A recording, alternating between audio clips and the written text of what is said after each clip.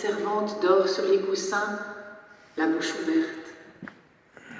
La nuit chaude et parfumée entre par la fenêtre, la nuit de Jérusalem. La ville blanche dort, recouverte d'ombre. Non loin de la masse sombre du temple, dans la cour d'une grande maison, un feu brûle comme un œil ouvert. Des silhouettes se dessinent, vont, viennent près du feu, et leurs ombres immenses s'agitent sur le haut mur de pierre blanche. Contre le mur, un homme s'est recroquevillé. Il repense à tout ce qui s'est passé. Il se souvient du maître, lui disant qu'il le renierait lui aussi. Il avait protesté, scandalisé, quoi. Lui, Pierre, lui qui aimait tant le maître, le renier. Mais jamais cela ne se passerait, il le jurait. Jamais. Il en avait été troublé. D'ailleurs, il ne comprenait plus son maître. Plus les jours passaient, plus sa gloire grandissait. D'abord ce cortège hurlant « Hosanna au fils de David ». C'est arrivé devant le temple, avec tous ces gens démontés. Et puis les 4 jours au temple, et l'autorité avec laquelle il parlait, comme on l'écoutait. Lui, Pierre, il avait même vu des maîtres de la loi ébranlés et des hommes pleurer. Mais au lieu d'être heureux, le maître était sombre, triste. Et cette histoire de Judas, accusé de trahison un de ses disciples, et cette manière de parler de la dernière coupe de vin, son sang versé pour eux, ça n'avait pas de sens. En tout cas, lui, Pierre, il n'avait rien compris. Une femme s'approche, elle jette une brassée de branches sèches sur le feu. La lueur monte haut, une flamme éclaire Pierre. La femme le regarde, elle le reconnaît. Elle lui dit « Tu étais avec lui, toi? Je te reconnais. » Pierre lève la tête, il marmonne que non, il ne sait pas ce qu'elle veut dire. Mais il recule dans l'ombre, là où le feu n'éclaire pas. La femme secoue les épaules et s'en va, elle a d'autres feux à surveiller. Et puis cette nuit de cauchemar, le maître les avait emmenés dans un jardin. Il leur avait demandé de veiller avec lui, c'est vrai, mais ils avaient tellement sommeil. Ils s'endormaient sans le faire exprès. Il les avait bien réveillés 1 ou 2 fois, mais ils se rendormaient, c'était plus fort qu'eux. Alors quand il s'est fait réveiller comme ça, en plein sommeil, par des torches, des cliquetis d'armes, et qu'il a vu Judas, le frère avec des gardes armés, venir embrasser le maître, il a cru qu'il dormait encore. Il s'était vraiment réveillé quand il avait entendu un hurlement de douleur. Quelqu'un criait « Mon oreille !» mais on n'y voyait rien avec ces torches qui s'agitaient et la nuit tout autour. C'est quand il a entendu le bruit des chaînes qu'il a compris. Des gardes venaient arrêter le maître. Il l'a entendu dire d'une voix tellement paisible « Vous venez me prendre comme si j'étais un bandit, avec des épées et des bâtons, alors que vous pouviez m'arrêter tous ces jours au temple. » Et quand la troupe des gardes s'était éloignée, il avait suivi de loin, tellement il avait peur. Il voulait savoir où on l'emmenait. Et on l'a conduit ici, dans la maison du grand prêtre, juste derrière ce mur où il s'appuie. Pierre se lève et marche vers le portail. Peut-être qu'en se mettant sur la pointe des pieds, il pourra voir quelque chose. « Et toi là-bas ?» Un homme le regarde fixement. « Tu étais avec le Galiléen? C'est Jésus, non ?» ?»« Mais non, je te jure, je ne sais même pas qui c'est. » Il retourne près du feu. Il a si froid soudain. C'est comme si ça montait du dedans de lui. Il serre les jambes contre son torse. Que se passe-t-il? Que lui font-ils? Vont-ils le mettre en prison? Vont-ils le faire fouetter? Et les autres? Où sont tous les autres? Les amis, les disciples, les frères? Ils jurent fidélité quand tout va bien, mais quand ça va mal, il n'y a plus personne. Du joli monde, vraiment.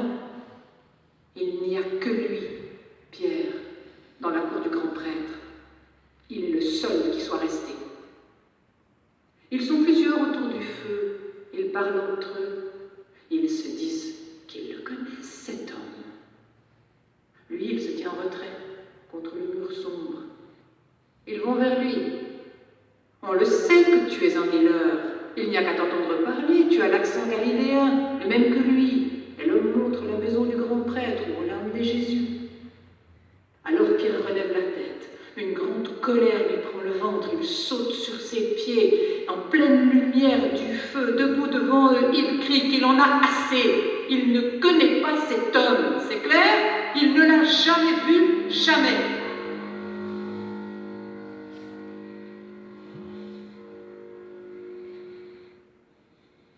L'aube vient. Quelque part dans la ville, on entend le chant d'un coq. Pierre entend. Il se souvient de ce que Jésus lui a dit durant le repas. Avant que le coq ait chanté, tu m'auras renié 3 fois. Devant les hommes et les femmes tout étonnés, Pierre éclate en sanglots. Il se laisse tomber près du feu éteint. Il pleure comme un tout petit qui a perdu son père, sa mère et sa maison.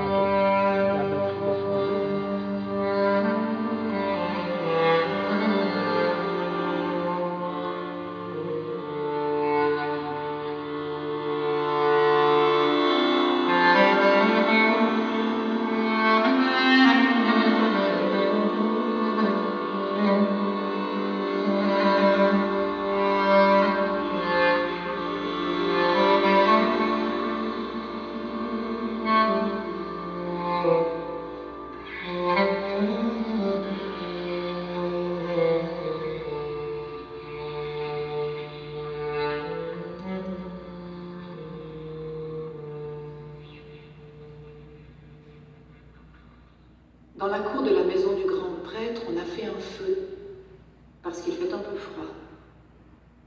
Pierre, recroquevillé contre le mur, repense au début de la nuit. À l'intérieur de la maison, il y a une grande salle sonore, pleine d'échos. Des lampes à huile fument et projettent sur le plafond de hautes ombres mouvantes. Il y a là, assis sur un fauteuil, un vieil homme à la barbe blanche, au visage sévère. C'est Caïphe, le grand prêtre. D'autres l'entourent, des prêtres, des anciens. Et face à eux, un homme debout qui se tait. Derrière, des gardes et des serviteurs, un des serviteurs dans un coin près d'une colonne raconte aux autres comment on lui a coupé l'oreille. Le vieil homme fait un geste de la main. Un serviteur court vers un rideau épais qui ferme la salle au fond. Il l'écarte et il revient avec un mendiant maigre, recouvert d'un manteau effiloché. Celui-ci s'incline devant le grand prêtre, qui l'interroge sur Jésus le Galiléen. Le mendiant raconte, invente, exagère, embellit, on rajoute un nouveau geste de la main. Et le serviteur fait sortir le mendiant. Le grand prêtre s'adresse à l'homme debout. Cet homme t'accuse. Que réponds-tu? L'homme debout se tait. Il regarde le grand prêtre. Il se tait. On fait venir un autre témoin, et un autre, encore un autre, encore et encore. L'homme debout se tait. Il ne répond rien. Des lampes s'éteignent. On doit rajouter de l'huile, l'homme se tait toujours. Caïphe, le grand prêtre, crispe ses mains sur son fauteuil. Est-ce qu'il va finir par parler? Oui ou non? On ne peut pas condamner quelqu'un qui se tait. Il faut qu'il parle. Il faut qu'il avoue. Sinon, on ne pourra jamais le livrer aux Romains. Seuls les Romains peuvent condamner et punir de mort. Lui, Caïphe, n'en a pas le droit. Il faut en finir avec cet homme, ce Jésus. Il est dangereux. Il fascine les foules. Il crée un désordre terrible. Et en plus, il se prétend fils de Dieu. Oui ou non, es-tu le fils de Dieu, le Messie? Je t'en prie, par le Dieu vivant, réponds-moi. Alors, lentement, Jésus ouvre la bouche. Il va parler. Il va enfin parler. C'est toi qui le dis. Et il referme la bouche. Quoi, c'est tout? Il va de nouveau s'enfermer dans le silence. Mais Jésus prend une profonde respiration. Il parle encore. Et je vous le déclare, vous verrez le Fils de l'homme, mais personne ne comprend.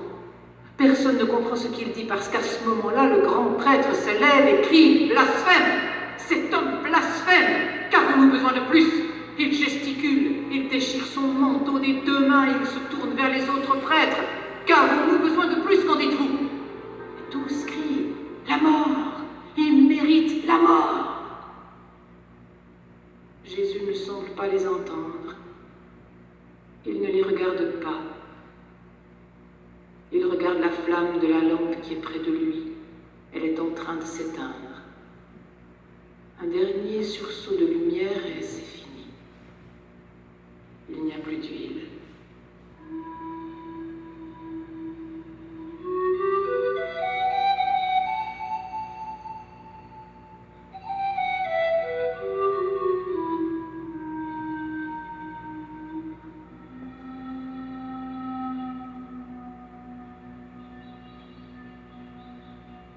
Il fait toujours nuit sur Jérusalem.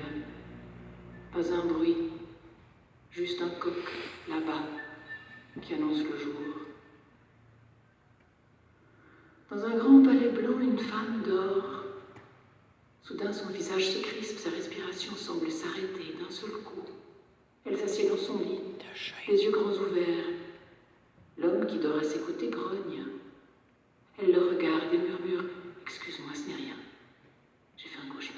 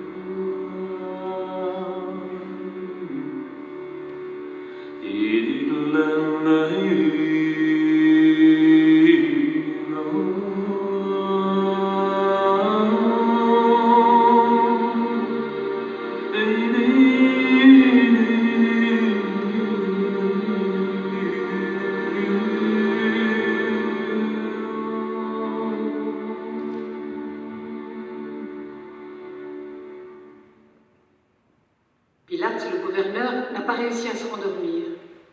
Sa femme l'a réveillé avec son cauchemar. Claudia fait souvent de drôles de rêves et il les prend au sérieux. Il est romain. Et les Romains croient que les dieux parlent par des songes dans les rêves. Il s'étire dans son lit, il est encore très tôt. Les grands rideaux blancs flottent devant les fenêtres, on dirait des voiles de bateau. Finalement, ce palais est très agréable, mais il préfère quand même sa résidence à Césarée. Ici, à Jérusalem, il ne vient que pour les fêtes juives, et surtout pour la Pâque. Chaque année, il y a des émeutes, des révoltes, des troubles. En tant que gouverneur, il doit être sur place, prêt à intervenir rapidement pour ne pas laisser les troubles devenir incontrôlables. Souvent, il a l'impression que tout va exploser, comme s'il était sur un volcan. Les Juifs n'accepteront jamais les Romains. Il est en train de se rendormir quand un serviteur le réveille. Une délégation de prêtres juifs demande à être reçus. Ils ont un criminel. Ils veulent le faire juger. C'est un Galiléen. Il se prétend roi des Juifs. Et voilà Encore un excité qui veut soulever le peuple contre les Romains. Pilate soupire et se lève. Il s'habille, qu'on me l'amène sur la terrasse. La terrasse est toute claire dès la lumière neuve du matin. Dès là-haut, on voit les toits blancs de Jérusalem et on entend le bruit des gens, mais on ne les voit pas. On lui amène l'homme. Il a l'air fatigué. Il se tient debout, les traits tirés. Il regarde par terre, il ne dit rien. Pilate l'apostrophe. Alors c'est toi? C'est toi qui te prétends roi des Juifs? L'homme lève les yeux, regarde Pilate. Il répond, c'est toi qui le dis. Sous la terrasse, Pilate entend le bruit d'une foule, quelques cris, des harangues et des voix aiguës de femmes. Tu les entends? Ils t'accusent. Que réponds-tu devant toutes ces accusations? Mais Jésus ne répond rien. Devant le palais, la foule grossit, sa rumeur enfle. Pilate hésite. Il ne trouve rien de mal à cet homme. Il ne va tout de même pas condamner un innocent pour faire plaisir à cette clique de prêtres. Alors il a une idée. Chaque année, pour la fête de la Pâque, il fait libérer un prisonnier. Or justement, dans les prisons de Jérusalem, un fameux bandit croupit. Il va le faire sortir de prison, la foule choisira. Un homme va être libéré, Barabbas, l'assassin, ou Jésus, le Galiléen. La question se réglera d'elle-même. Au moment où il va sortir devant le peuple, Claudia, sa femme, demande à lui parler. Elle est pâle, tremblante, agitée, elle supplie son mari de laisser ce Galiléen tranquille. Ne te mêle pas de l'affaire de ce juste. Toute la nuit, j'ai été tourmentée dans mes rêves, à cause de lui. Mais Pilate la rassure. Il a l'affaire parfaitement en main.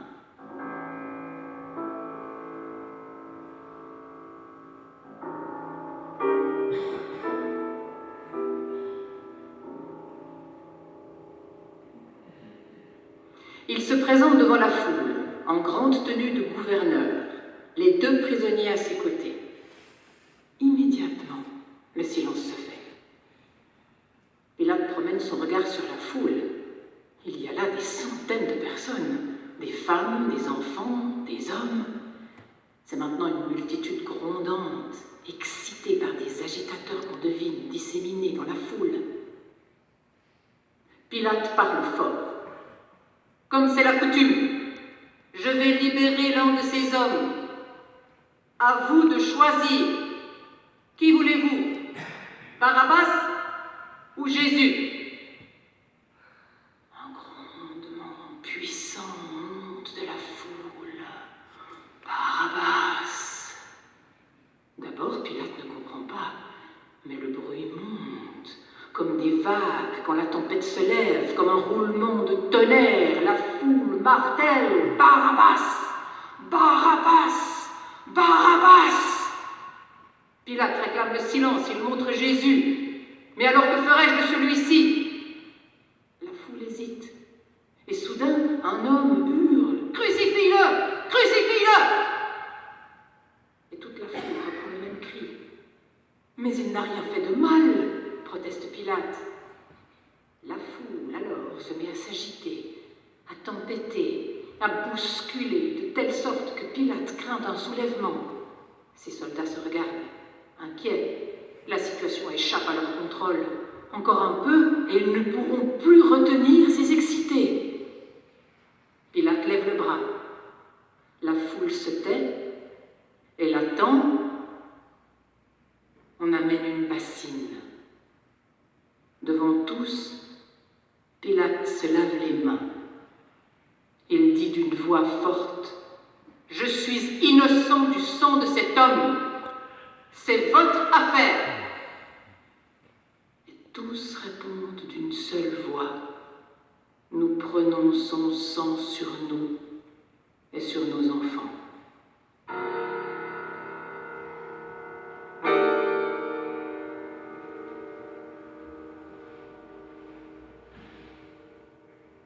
Le matin s'est levé sur la ville blanche. Dans un recoin de rue, Pierre entend le hurlement de la foule. Il ne pleure plus. Il a envie de vomir. Dans un champ, le champ du potier, un corps se balance à l'ombre fraîche d'un arbre. Des pièces d'argent brillent dans l'herbe. Judas s'est pendu. Près du temple, 2 colombes blanches vont être égorgées pour un sacrifice. Dans le palais, Claudia donne des ordres pour le repas de ce soir. De temps en temps, elle secoue la tête.